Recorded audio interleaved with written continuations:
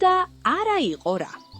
იყო 3 გოჭი, 3 ძმა, 3-ვე ერთნაირი, ჩამრგვალებული, ვარდისფერი, ერთნაირი მხიარული კუდებით. სახელებიც კი მსგავსი ჰქონდათ: ნიფ-ნიფი, ნუფ-ნუფი და ნაფ-ნაფი. მთელი ზაფხული მწვანე ბალახში გორაობდნენ, მზეს ეფიცხებოდნენ, მინდორში დარბოდნენ.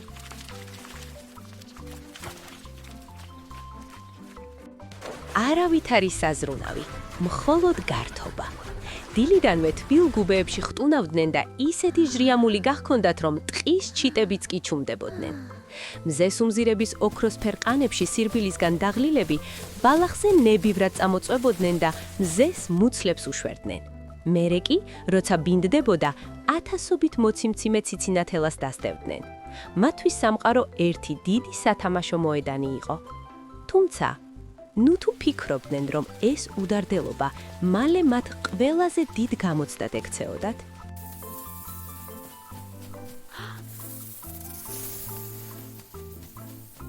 მაგრამ აი დადგა შემოდგომა. მზე ისე აღარა ცხუნებდა, გაყვითლებული თხის თავზე რუხი ღრუბლები დაცურავდა.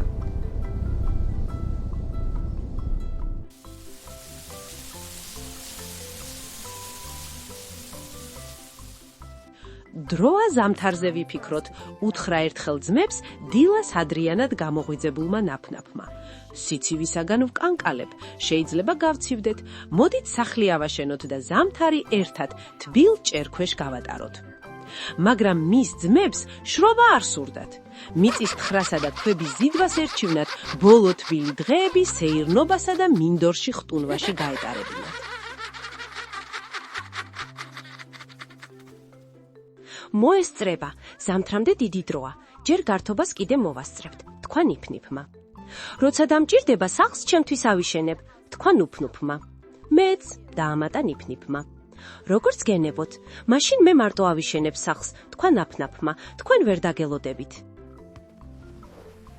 ყოველი მომდევნო დღე წინაზე ცივი იყო. მაგრამ ნიფ-ნიფი და ნუფ-ნუფი არ ჩქარობდნენ. მათ შრომაზე ფიქრიც არ სურდათ. დილიდან საღამომდე ფუქს ავატობდნენ, მთელ დღეს გოჭურ თამაშებში ატარებდნენ, ხტოდნენ და გორაობდნენ. დღესაც გავერთობით, ამბობდნენ ისინი. საქმეს კი ხვალ დილიდან შეუდგებით. მაგრამ მეორე დღესაც იგივეს იმეორებდნენ.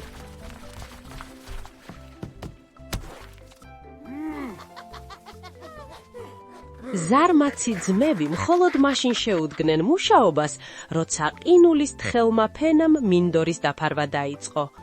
ნიფ-ნიფმა იფიქრა, ყველაზე ადვილად და სწრაფად სახლს ლერწმისაგან ავაგებო. საღამოსათვის მისი ქოხი უკვე მზად იყო.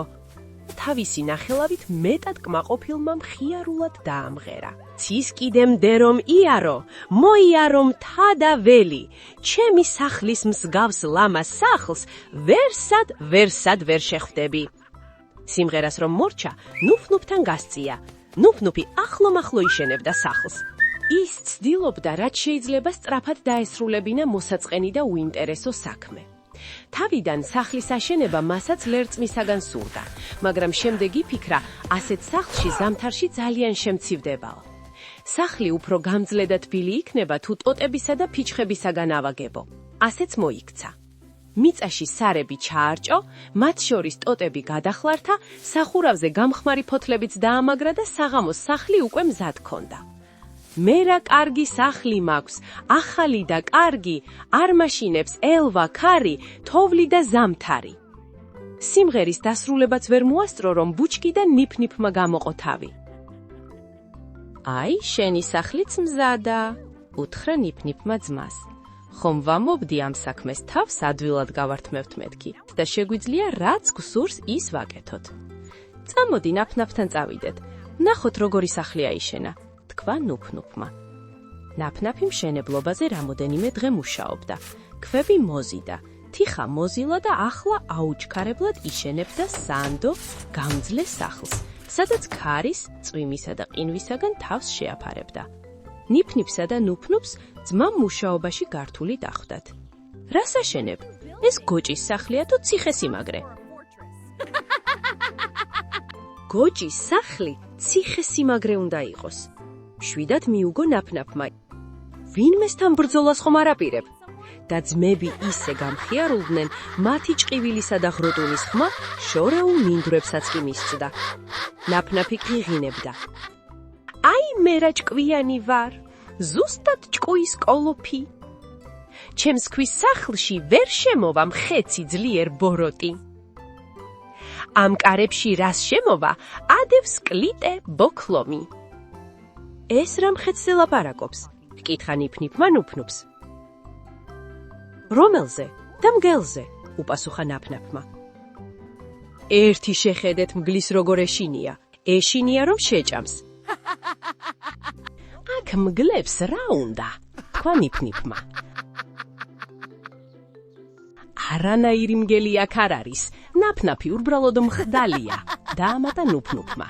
და ორივემ ხტუნვა და სიმღერა დაიწყო. მგელი ჩვენ დრას დაგვაკლებს, თითსაც ვერ დაგვაკარებს, რუხი მგელი ძბიერი, დადის ტყეტყე მშიერი. მათ ნაფნაფის გამოწვევა სურდათ, მაგრამ მან ყურიც არ ათხოვა. მაშინ ნიფნიფმა ძმას უთხრა: წავიდეთ ნუფნუფ, აქ არაფერი გვესაქმება. ტყეში სიმღერითა და ხტუნვით მიდიოდნენ.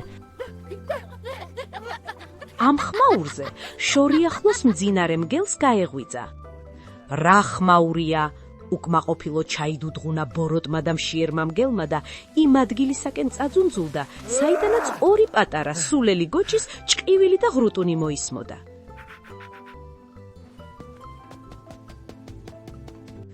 აქ მგლებს რა უნდათ?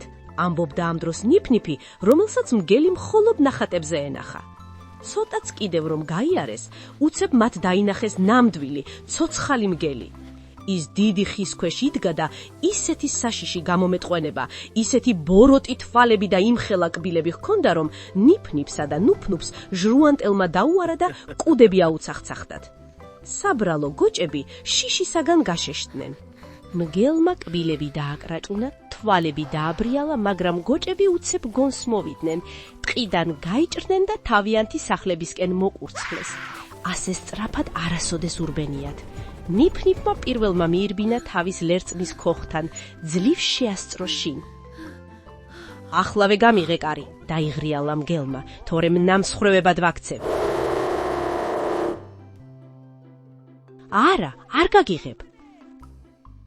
ახლავე გააღე, კვლავ დაიღრიალა მგელმა, თორემ ისე შეუბერავს სულს, რომ შენი სახლი ჰაერში აფრინდება. მაგრამ ნიფნიფს შიშისაგან ენა ჩაუვარდა. მაშინ მგელმა სული შებერვა დაიწყო. მგელმა მეორედაც შეუბერა სული და როცა მესამეც შეუბერა, სახლის ნარჩენების სხვადასხვა მხარეს გაფრინდა. შეშინებული ნიფნიფი მოხერხებულად დაუძვრა ხელიდან მგელს და გაიქცა. ერთ წუთში უკვე ნუფნუფის კართან იდგა. ძმებმა კარის დაკეტვა ძლივს მოასწრეს, რომ მგლის ხმაც მოისმა. ახლა კი ორივეს გადაგსანსლავთ. ნიფნიფმა და ნუფნუფმა შიშით გადახედეს ერთმანეთს, მაგრამ მგელი ძალიან დაღლილი იყო და გადაწყვიტა ხერხი ეხმარა.